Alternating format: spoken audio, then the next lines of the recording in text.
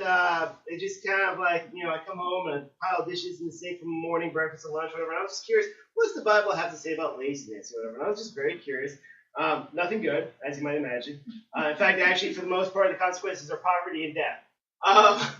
Not very good outlooks, whatever. Just think about that, whatever, for laziness. It's like poverty and death. That's it. Those are your two consequences, before you're dead. So, really nothing positive there about laziness. But I just want to talk about it. So in Colossians 3, chapter 3, verse 23, and whatever you do, do it heartily, as to the Lord and not to men. So in this passage here, in particular there in the previous verse, it was talking about bondservants and how they should interact and doing their jobs and stuff like that. And that basically they should not be worried about trying to make their masters happy, but instead they should be working for the purpose of exemplifying God and what they do. And it kind of reminds me back in college, I used to work over at the beach at Sensations, and I had to deal with the tourists, and I'm not necessarily a touristy kind of guy. So it made for very interesting things. But the job, whatever, I got paid $6 an hour. Like, yeah! Back then I was so excited to get paid $6 an hour, whatever. It was like so awesome.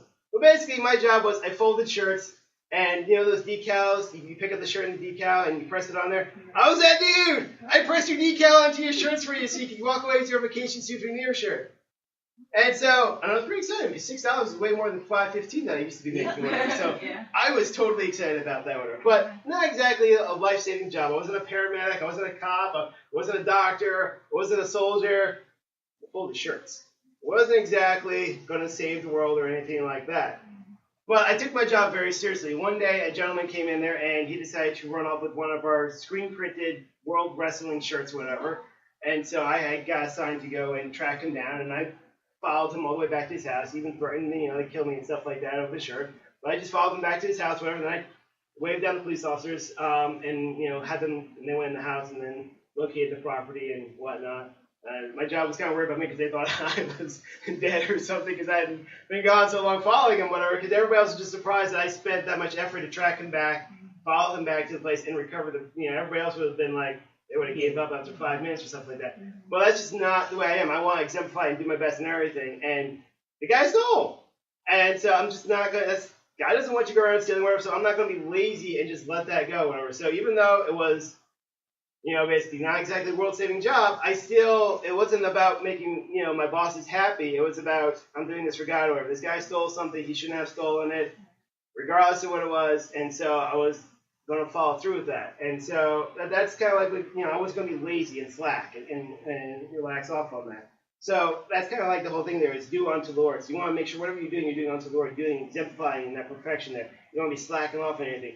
Maybe your job isn't that great. Maybe you're a cashier or something like that. Or, you're folding shirts like I was, But that doesn't mean that you can just do it half-heartedly or whatever. You still have to do it as unto God or whatever. And exemplify God in your job. So you want to do it to the best of your godly ability, whatever. And it's not to make your bosses happy and stuff like that, although I'm sure they'll be very happy to do a great job folding the shirts. But it's about doing it for God and doing it to your best ability for God. And so you don't want to be showing laziness or anything like that because you're representing God in everything that you're doing. You don't want to be lazy there. You want to do it with purpose and excellence. In Proverbs 10, verses 4 through 5, he who has a slack hand becomes poor, but the hand of the diligent makes rich. He who gathers in summer is a wise son. He who sleeps in harvest is a son who causes shame. Pretty simple here, whatever. Those of you who are just want to that's hard, I don't want to do that, and just kind of lay back and just not do anything, you tend not to get anything. Whereas that person who's diligently working hard, who's going to reap something. He's planting, he's gathering, he's preparing his harvest so he'll be ready for the winter. Otherwise, he'd be like, I'm not going to do anything. And then you wonder why you have nothing when it's time to reap, to enjoy the harvest. Because you didn't do anything. You were slack. You were too lazy. You didn't bother to plant. You didn't bother to harvest. You didn't gather anything. So, of course, you have nothing. But the lazy person a lot of times wants to blame somebody else for their problems. They want to put it on to somebody else. And instead of accepting, what did I do to actually gather? What did I do to actually prepare myself for the harvest? And to actually harvest and reap that harvest and reap that benefit there. In Proverbs 12:24, the hand of the diligent will rule, but the lazy man will be put to forced labor. Let's think about that for a second here. The hand of the diligent will rule, but the lazy man will put to forced labor. A simple way to put that is basically those who are diligent, who are working hard and stuff like that, they will rise up to basically take command, to take authority, to dictate and be the boss, if you will, to be the leader. But that person who's just like goofing off on the side there, they're going to be the one folding those shirts for $6 an hour, and just, yep, I'm pulling this shirt here. Would you like me to press that decal on there? Okay, yay! Those irons making you sweat when it's like 100 degrees outside or whatever, and you're down the hot iron 200-something degrees and pressing that down there. And you're forced to have to do all that, whereas the other person who was diligent, who did their job with excellence, who excelled, and who was paying attention, who wasn't slacked off, whatever, but accomplished what they needed to do, and was wise about what they were doing, who was diligent about it, they wound up profiting from that, and that allowed them to advance, to move up. And in this case, where to rule, in this particular passage here or whatever, to be over in command. Whereas the lazy person is basically going to be told what to do. You, get over there, fold more shirts. We need more shirts folded down. In Proverbs 13:4, the soul of a lazy man desires and has nothing, but the soul of the diligent shall be made rich. Think about that for a second. The soul of the lazy man desires. We all have desires. But the lazy man desires and has nothing. He's constantly like, oh, I want this, he wants that, and all this stuff, whatever. He doesn't do anything to actually get it. I like to watch the show called Shark Tank. I don't know if any of you watch Shark Tank and stuff like that. They feature gentlemen and women who have been very successful, or they've been very diligent about what they did. They worked very hard. The one lady is a real estate magnate. She started off as a waitress. She was a waitress. She worked very hard as a waitress, and she now has a considerable real estate empire that she has of real estate properties, and she's also, thanks to Shark Tank, bought into a lot of other businesses, such as the Cousin's Lobster Truck or whatever, making her a lot of money selling lobster sandwiches. Another guy, Robert Herjavec, his parents were immigrants. His dad worked as a janitor. He had to build himself. He had nothing, and now he's a multimillionaire, in charge of a major tech security company and stuff like that. They worked very diligently in order to acquire and to build themselves up, whatever, so they may be made rich, whatever. But they worked hard.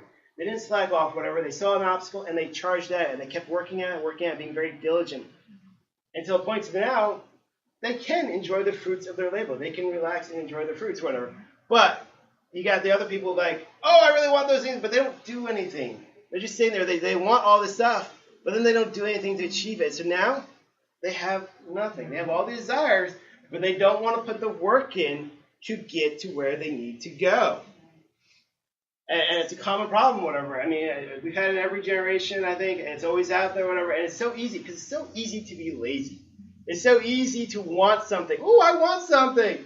It's so easy to do that. The hard part is to work towards getting that. Oh, you maybe have to put in a 10-hour day today. What? 10-hour day? No! I don't want to do that, whatever.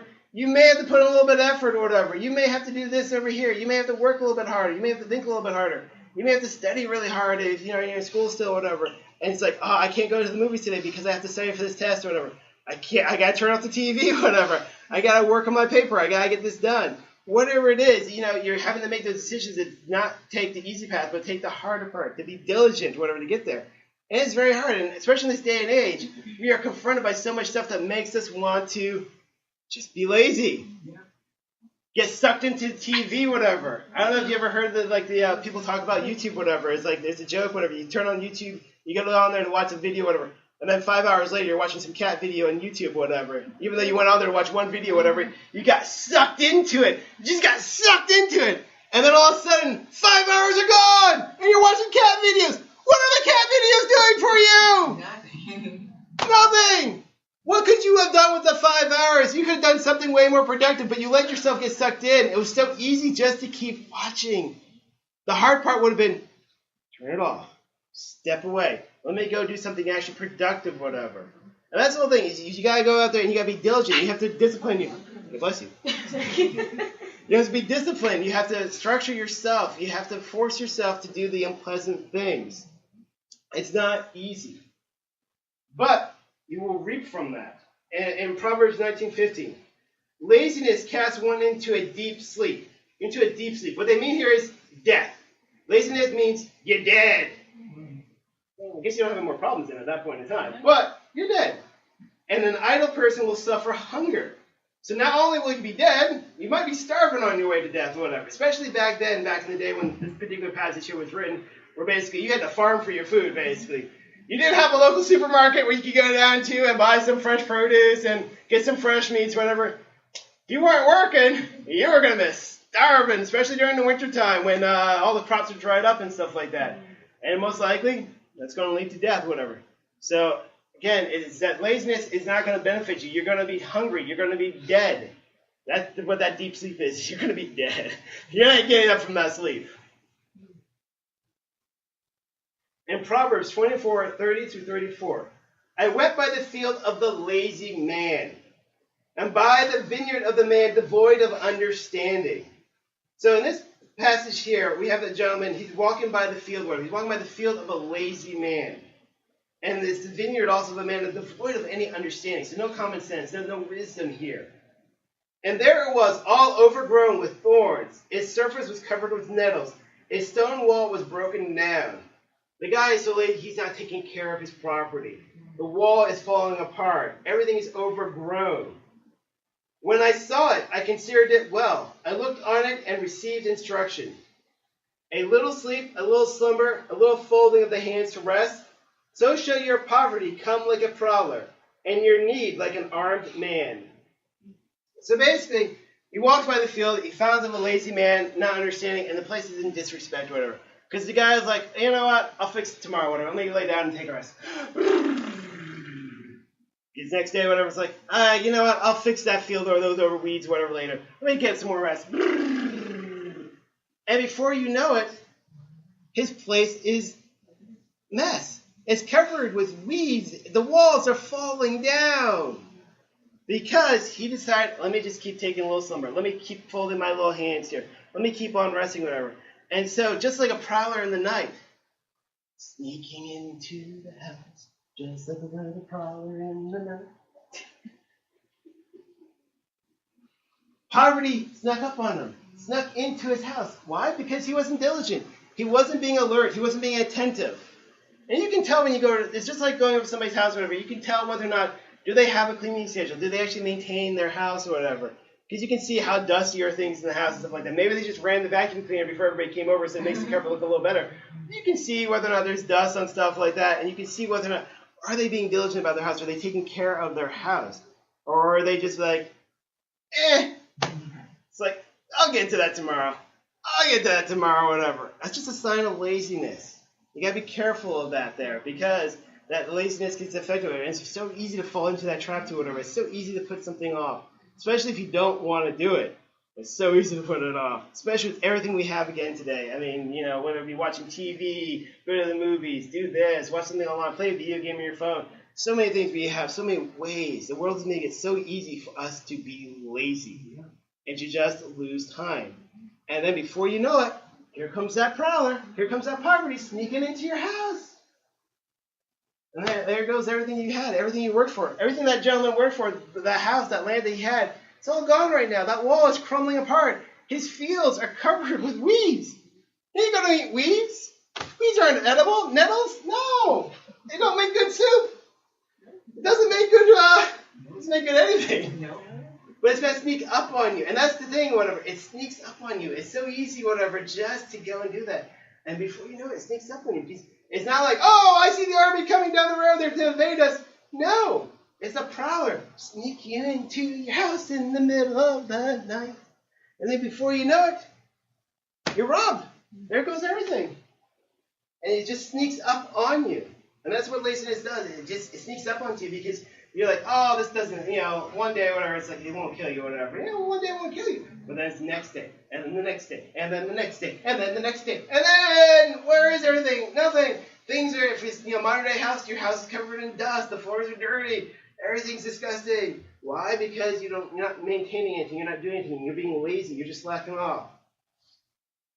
Again, Proverbs 24, verses 33 to 34 reiterate that. A little extra sleep, a little more slumber, a little folding of the hands to rest. Then poverty will pounce on you like a bandit. Scarcity will attack you like an armed robber. That's just that's the New Living. Sorry, that's the New Living's translation of the last two verses there, just to reiterate that in a little cleaner language.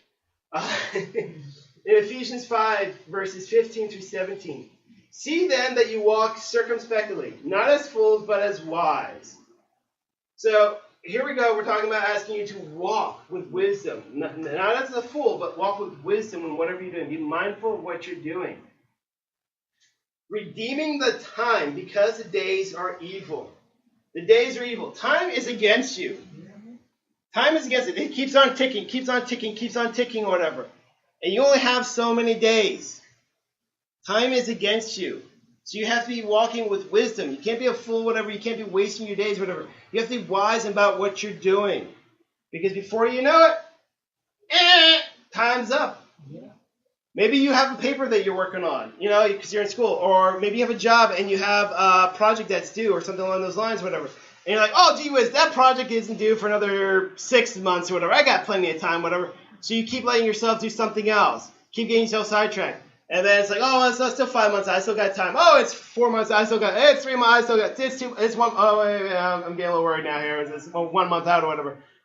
Because you didn't do anything. You weren't walking with wisdom. You weren't tackling it head on. There's stuff out there. Let me read the next verse, this real quick. Therefore, do not be unwise, but understand what the will of the Lord is. So you don't want to be unwise. You want to understand what is God's will here. God's will is He wants you to be diligent. He wants you not to be lazy. He wants you to work towards it. Doesn't mean you can't have rest. He's all about having rest or whatever. Seventh day, Sabbath. He's all about having rest. But after you being diligent and you work hard to accomplish that. So if you know you got that project out there in 6 months, instead of waiting until month 6 to actually do it in month 1. Try to work. Have your goal to be try to get it done sooner than later. So make your priority be, I'm going to accomplish this as soon as possible versus when's the last possible moment I can do it. Because you're waiting till the last possible moment, that's a sign of laziness. You just keep pushing it off. And then you start getting to those crunches. Then you get into that mad rush. Oh no, I don't have time. I can't. How am I going to fit this in here, whatever. And then you're running around with the chicken with the head cut off and you're trying to figure it out. That's not looking great for God. You're not representing Him very well. You're not representing His will, whatever, about slacking off like that. So you want to tackle it head on. You want to hit those hard things. There are studies out there that talk about making lists and stuff like that. And people make lists and they'll sit there and they'll make, they got 20 items they want to do for the day. That's not a realistic list. You're not going to get 20 items done for the day or whatever. But they sit there and they make that list, and then they make these lists of 20 things whatever to do, and then they get overwhelmed because they got 20 things on the list because they go and try to do all 20 of them, and then they're like, oh, that's too much, whatever, and so then they don't do any of them because they put it off. There's a rule out there about basically of that list, like there's 1/5 of that thing basically will account for about 80 to 90% of your satisfaction. Or so if you do only 1/5 of that, you have to figure out what those items would be. So let's say the list was 10 items. 2 of those items would account for 80 or 90% of your satisfaction and actually make you feel like you accomplished something or whatever. And so you want to focus. It's like, that's great to make a list, but then figure out what are the top 2 items that today I need to do. If I have to do these 2 things today, or whatever, these are the only 2 things I'm going to do today, but what are these 2 things I have to do? That'll make you, one, to make you feel like you accomplished something because you did. You finished 2 things. You finished, something on that list, whatever. So you accomplished something. Good job. But also, it gives you a great deal of satisfaction. That amounts for 80. Even though, you can sit there and do the other 8, they'll only give you 20 or 10% satisfaction, or it's just those 2 things there. So you want to make a list, but you want to be mindful of, okay, what are then you got to prioritize them. What are the most important things on that list that I need to do? What are the things I actually need to do today here to accomplish it? And it's also about having goals. What are my goals? You got to have your goals. Part about being diligent or whatever is having goals. Those gentlemen that I was talking about, Shark Tank Successful, they had goals. They had objectives to reach. In order to do that, they had goals. Okay, so then they had to be diligent about how do I achieve that goal. They had to make out a plan, and they had to stick to that plan. And sure, there was ups and downs while they carried out the plan. There's always setbacks. It's life. God loves to put us on a roller coaster. That's what the word, roller coaster. Loves to put us on a roller coaster. We go up and down or whatever and stuff, and walk us through or whatever. But we have to have faith in Him that He's got us, that we're in that car, and we're going to be safe on that ride. We're going to go up, we're going to go down with Him. But at the end of the day, we're going to end on a high, too, with Him, if we stick with Him, and we stay in the car. If you jump out of that car in the middle of the roller coaster ride, not good things happen, just so you know. So you want to stay in the ride, whatever, but stay with Him and work with Him and trust in Him, and He will take you out of the valleys and back up to the peaks. You got to work with Him. There will be things, but you have to be diligent.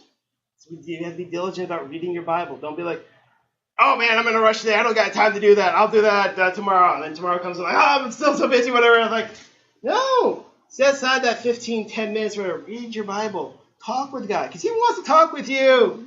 He wants to talk with you. He wants to have that. He wants to check in how your day's doing. How's your day doing, Shay? How's your day doing? How's your day doing? He wants to talk to you. He wants to hear about your day. He wants to talk with you. He wants to give you advice, wisdom.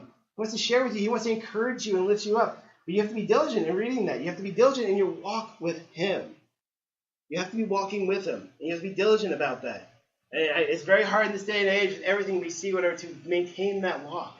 You need to be diligent about that, because if you start pushing it off, you start being lazy, because it's like, oh, that's taking up time over here.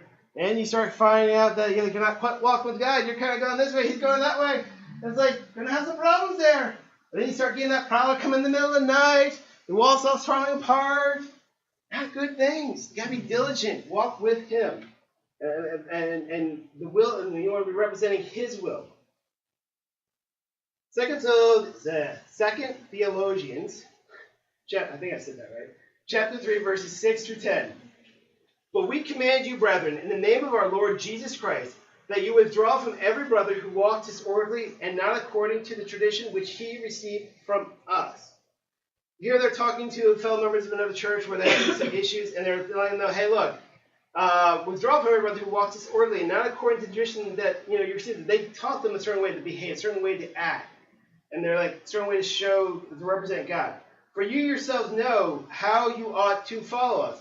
For we were not disorderly among you, nor did we eat anyone's bread free of charge, but worked with labor and toil night and day, that we might not be a burden to any of you.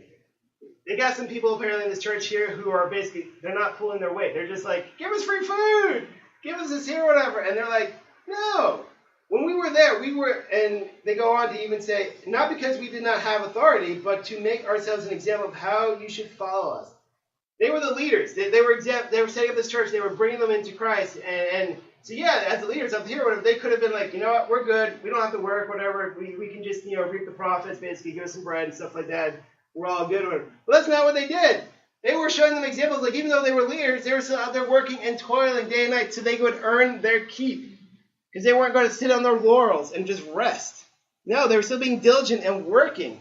And now they've got some people coming into the church, whatever, who were into that particular church there at that time period, who were like, just give us some free food or whatever. Just, we don't need to work. We're like these, high-level people here and stuff like that. So just give us some free food. And they're reminding them, no, even when we were there, even when we were setting you guys up, we still worked. We were still diligent. We weren't sitting on our laurels.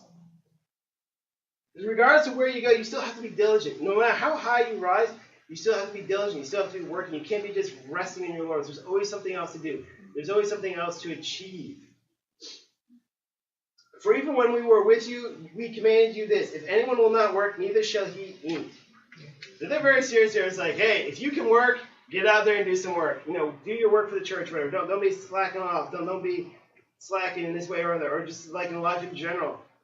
What do you guys accomplish? What has God put onto your heart to achieve whatever? What have you been putting off?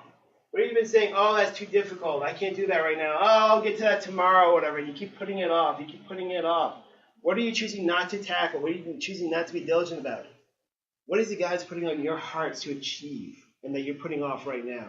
Because you don't want to be staying off on that laziness. You don't want to be letting that prowler come into your house. You don't want that armed bandit to come along and rob you and just sneak up on you and rob you, whatever. You need to be diligent. You need to not be putting things off, whatever. If God's put it upon your heart, what you can do is go out there and start achieving that God's put onto your heart to achieve. What are your goals you've been pushing off? Saying, oh, this is too hard, or this is too difficult, or I'll get to that tomorrow. Let me go watch some cat videos on YouTube, whatever. What have you been just putting off, whatever? Maybe you're drawing something, or whatever it is, whatever. It's great to have some extracurricular activities and have some fun and relax. But what are you doing where you are slacking off? Where are you starting to be a little too lazy about it? And you're putting something off where you know you should be working it. You should be tackling it. And if you know you should be tackling it, are you turning to God? Are you talking to Him? Are you being diligent there with turning to Him and talking to Him and giving it over to Him so He can give you the strength to go and accomplish it? Or are you saying, nah, that's too much work too, whatever. I don't want to even give that over to God or whatever. I just want to kind of keep that myself, whatever. Don't. Laziness, the penalty is death, people. Basically, that's what it winds up being, is basically be broke and you're dead. Don't do that. Give it over to God. Is there something you're struggling with? Is there something you're having a hard time accomplishing?